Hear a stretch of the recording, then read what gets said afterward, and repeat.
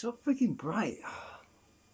So when I'm making videos, the camera makes everything really bright sometimes.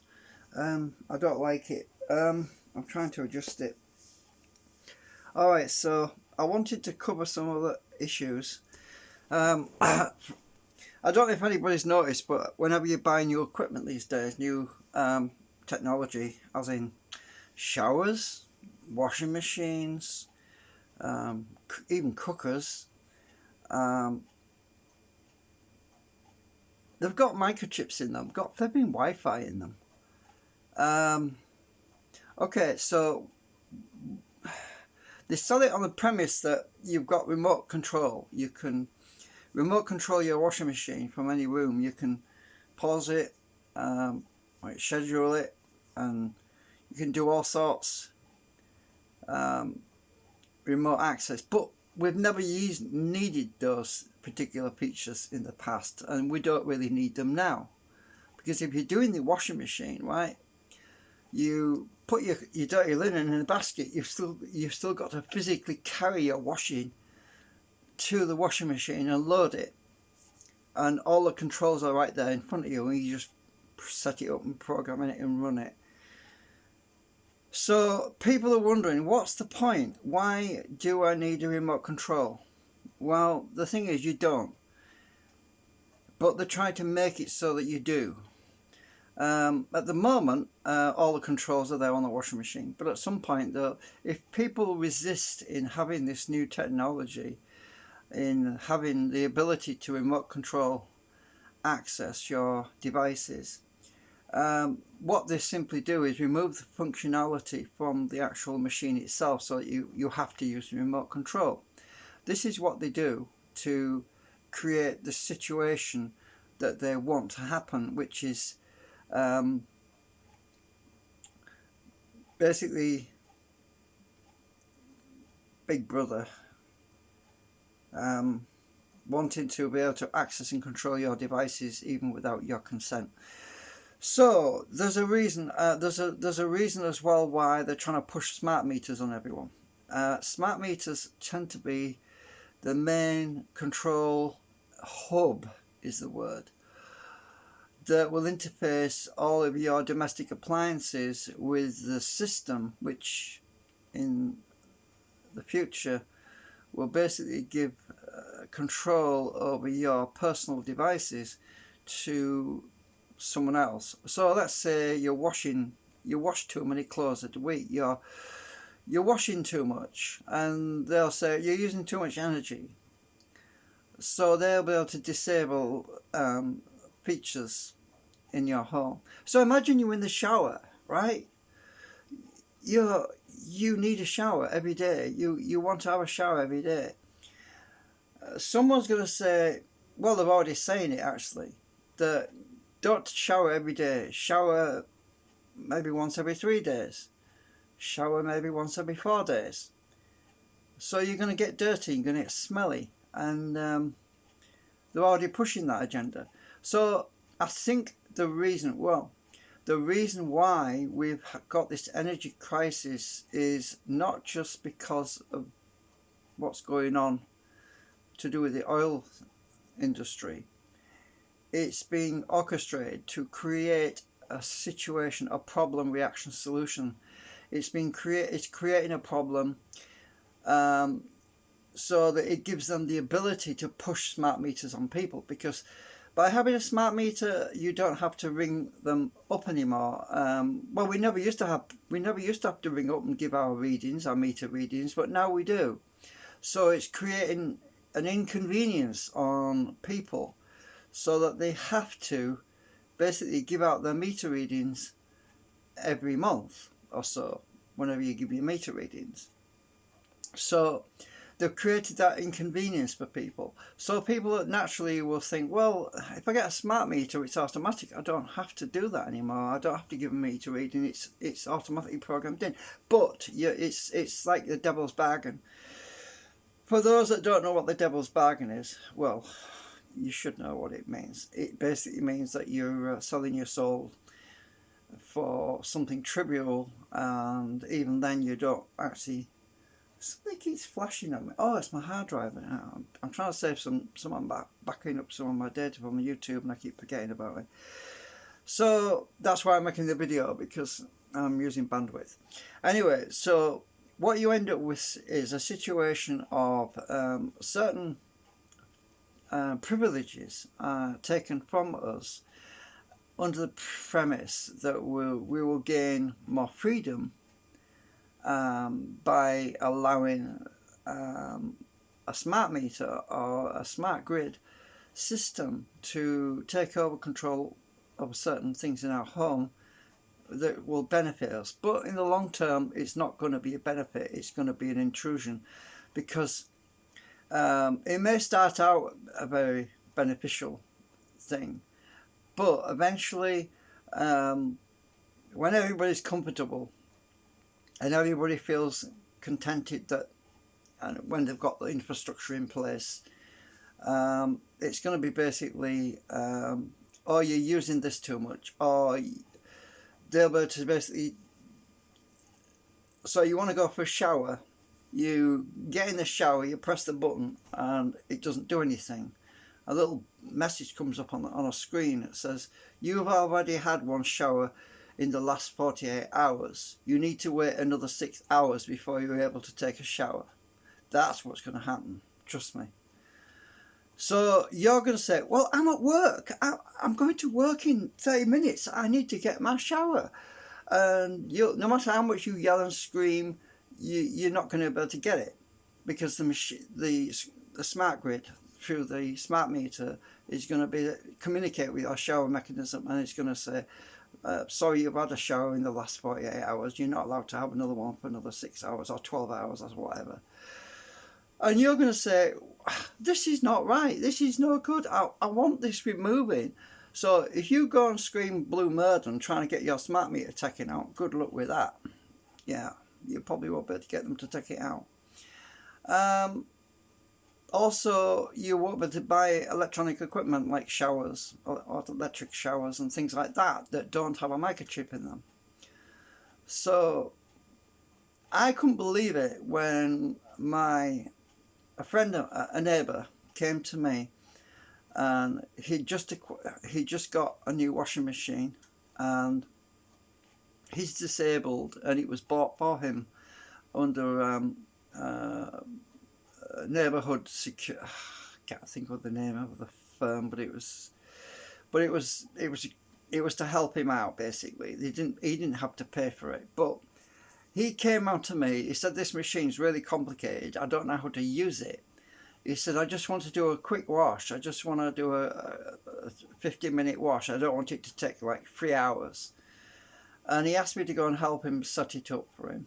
So I went round and I was reading through the manual. I said, well, all you have to do is read the manual, RTFM as they call it, which is read the effing manual.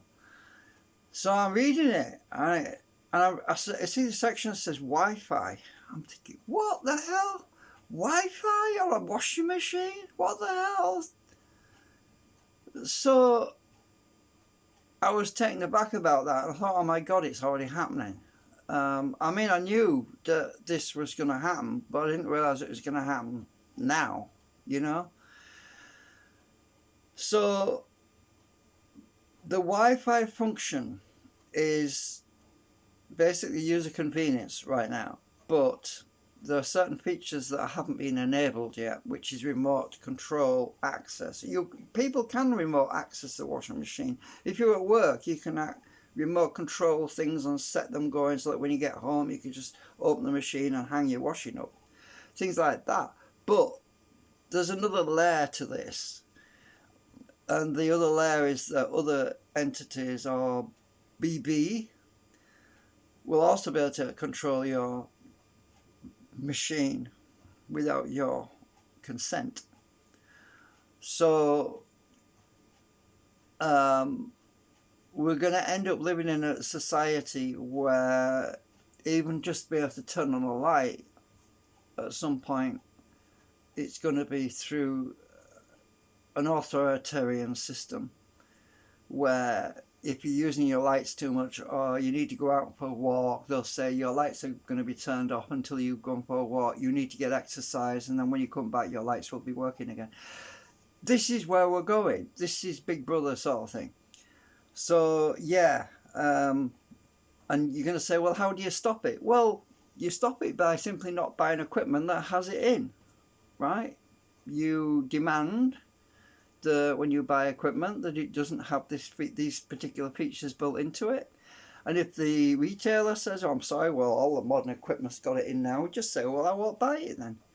You can control the situation you end up in by simply being the customer that's always right.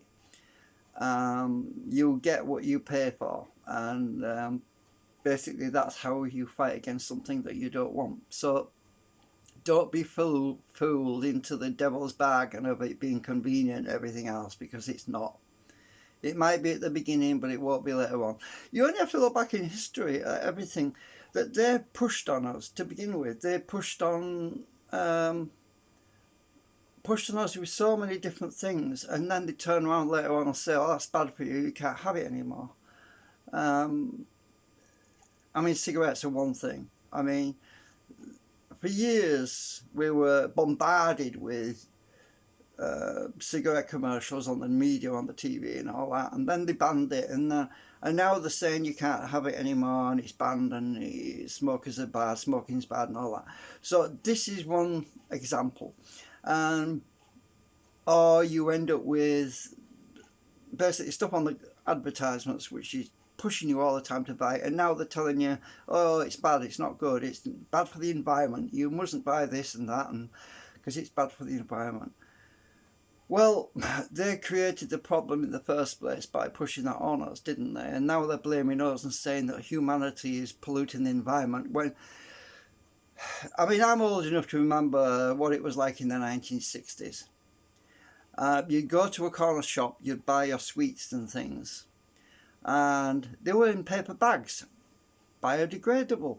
Paper bags would be environmentally friendly, and they would decompose. So, and then they brought out the plastic bags, and you couldn't get things in paper bags anymore, and you had to have it in plastic. And the most ridiculous thing I've ever seen recently was an advertisement where, I think it's in China or America somewhere, where they were literally peeling bananas and repackaging the banana without the skin inside a plastic wrapping over the top of a polystyrene tray, and they were selling the bananas in a polystyrene, which is plastic, tray with a cellophane thing over the top. And I'm thinking, what the hell is wrong with these people? The banana was perfectly wrapped in its own skin, and you've taken a biodegradable skin off the banana and you put it in a plastic tray. Why? What's the point? It's because they want to make us look bad.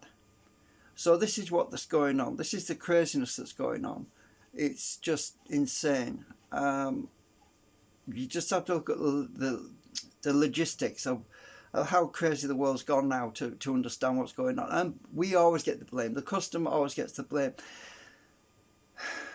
But you see, if we don't buy it, they won't sell it. So if you go into a store and say, I'm not buying this. This banana was perfectly wrapped in its own skin. Why have you done this to this banana? Right? You could change that by simply refusing to buy it, right? This is how customers can change things. So I'm glad to say that my local supermarket isn't doing that. There are still some sensible people out there who I mean, God forsake, if they start peeling oranges next and rewrapping them as well. I mean, yeah, it's crazy. So it's basically all heading down a really dark road, is what I'm saying. So just use some common sense and ask about things before you're installing it.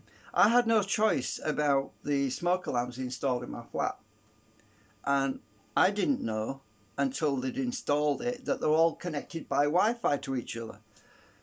I had no choice because they were going at me about safety because of my hobby, my research, and everything else. If I'd known that they were going to stick Wi-Fi ones in here, I would have said no, put some other ones in. But it wasn't until they'd been installed, and they didn't even let me read the manual. They threw the flipping manual out, so I had to go and look online to find out the technical specifications for these smoke alarms and that. And it says in the technical manual, please give this manual to the user, to the person using it. This has important maintenance about testing the smoke alarms every so often. Please ensure that this manual is given to the user. But I wasn't given it. They threw it away. So they're hiding what they're doing by doing this. Always, if they're coming around to your home and you're in if you're living in social housing, for example, and they fit things on your behalf free of charge, especially in that situation, you need to inquire as to what exactly they're installing. Does this thing have Wi-Fi? Always ask that question. Does it have Wi-Fi? If it does, say why. What's the point? And is it spying on me? Make that clear. If this technology is to interfere in my life, I don't want it. That's the sort of thing you could do. So up until now, whenever I buy cooking equipment for my kitchen, I always go for the most simple, the most basic, that doesn't have Wi-Fi in it. That's what we need to do. Avoid all these complex technologies that will interfere with our basic functionality and living our lives. We just have to avoid all that as much as we can. I have considered ways of disabling the electronics that connected to the Wi-Fi in my shower, because I know that at some point in the future they might interfere with that. But I am more fortunate. I am fortunate in one respect, that I don't have a smart meter, which means that they can't connect directly to any of the equipment in my flat. However, this doesn't mean to say that my neighbour doesn't have a smart meter and they can't circumvent that and use their smart meter to connect to my equipment, which would be a total violation of my privacy. So everything basically is suspicious. You got to look at everything as suspicious nowadays, because technology is not our friend anymore. It used to be, but it's not anymore. Anything that's got Wi-Fi in it could be used against us, our ability to to live our lives sensibly and be in control. So yeah, I think I'll just pause this because I'm having a brain fart at the moment. Okay, well, I was having to think a minute, and I think I've covered everything I need to cover right now. But